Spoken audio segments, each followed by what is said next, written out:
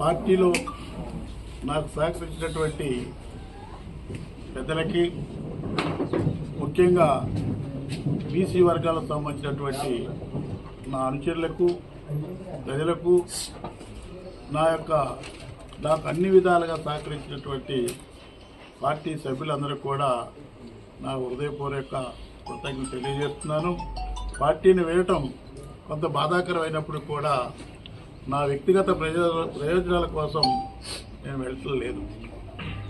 సమాజంలో తప్పనిసరి కూడా ఎస్సీ, ఎస్టీ, బీసీ, మైనార్టీ వర్గాలకు సంబంధించిన వాళ్ళకు కూడా సరైన గౌరవం ఉండాలా, అన్ని విధాలుగా ఎదగాల, అన్ని విధాలుగా ఎదిగినప్పుడు మాత్రమే సామాజిక న్యాయం జరుగుతుంది.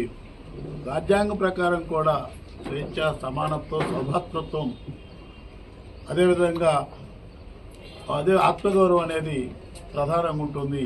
ఇవన్నీ ఉన్నప్పుడు మాత్రమే సామాజిక న్యాయం జరుగుతుంది. కానీ ఏదో పదవులు ఇచ్చినంత మాత్రం సామాజిక న్యాయం రాదు అనే ఉద్దేశంతో, అంతేకాకుండా ఈ ప్రాంతంలో పల్నాడు ప్రాంతంలో ఉన్నటువంటి బడుగు బలహీన వర్గాలకు సంబంధించినటువంటి వాళ్ళందరికీ ఈరోజు పల్నాడు బలహీన వర్గాల ఐక్యవేదిక తరపున అనేక మంది మిత్రులు కూడా ఈ వర్గాల అభివృద్ధి కోసం వారి యొక్క బావు కోసం కూడా అనేకమైనటువంటి విధాలకు కూడా పనిచేస్తున్న విషయం తప్పనిసరి కూడా సహాయ సహకారాలకు సంబంధించి కూడా బడుగు బలహీన వర్గాలకి సంబంధించినటువంటి పల్నాడు బలహీన వర్గాల ఐక్యవేదికకి ఉంటుంది.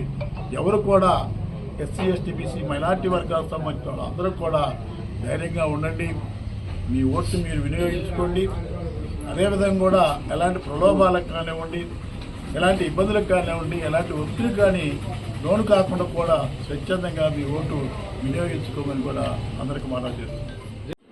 లోకేష్ గారు 5వ తారీఖు గారికి ప్రోగ్రాం ఉంటుంది 1 వీక్లో. లోకేష్ గారు ప్రోగ్రాం